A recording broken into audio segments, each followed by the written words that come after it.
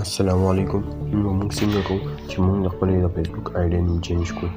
بعضې کسانو مخکې نه آی ډي جوړې کړې وي او د هغه آی ډي د نوم نه چې دوی نوې آی ډي جوړه کړې وي، دلته پته نه لګي چې زموږ د فیسبوک آی ډي چې ده نو د دې نوم چینج کېږي، نو هغوی ته د دې چل نه ورځي او د هغې د لاسه دوی نوې آی ډي جوړه کړي. نو په دې ویډیو کې موږ دغه زده کوو او د موږ د فیسبوک آی ډي نوم به چینج کوو.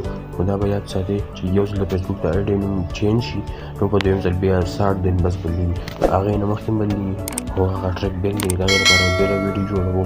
خو راځئ چې ویډیو شروع کړو. خو د ویډیو د شروع کېدلو مخکې زموږ د فیسبوک پیج سره فالو کړئ، د یوټیوب چینل سره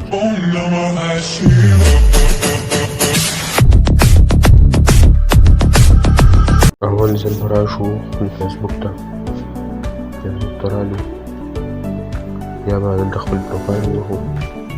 پروفایل مو دلته تاسو نوم کتلی شئ چې زموږ نوم صدیقه جان دی. نو دا به زه څنګه بدلوم؟ نو راځئ چې نوم بدل کړو. نو دا 3 ډاټس به ووهو، دا 3 ډاټس هم ووهو، لاندې به راشو سکرول ډاون وکړو. دلته به تاسو یو نشان ښکاري سیټینګ اینډ پرایوسي، دا به ووهو. دې کې به سیټینګز ووهو، سیټینګز هم ووهو. سیټینګز ته رالي دلته تاسو ته یو لومړی نشان ښکاري پرسنل اینډ اکاونټ انفارمیشن، دا به ووهو. دلته به تاسو ته لومړی اپشن ښکاري نیم به ووهو.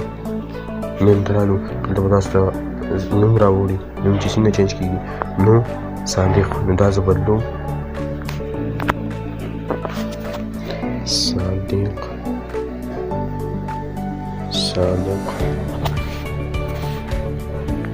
خان. نو زه صادق خان غواړم چې دا بدل شي. نو دلته به بیا ریکویسټ چینج، بیا به دلته مونږ غواړي تاسو الټه خوښوئ او که صحیح خوښوئ. نو زه صحیح خوښوم. نو دلته به تاسو بیا د خپلې آی ډي پاسورډ ورکړئ. نو زه پاسورډ ورکوم. نو ما پاسورډ ورکړ، بیا به دا سیو چینج وکړو. سیو چینج دا مو وکړو، لږ لوډینګ به وکړي. نو تاسو کتلی شئ چې زموږ صادق جان نه صادق خان شو. نو زه به ټول فیسبوک کټ کړم، فیسبوک ما کټ کړم، واپس به راشو فیسبوک ته رالو، خپل پروفایل به وکړو.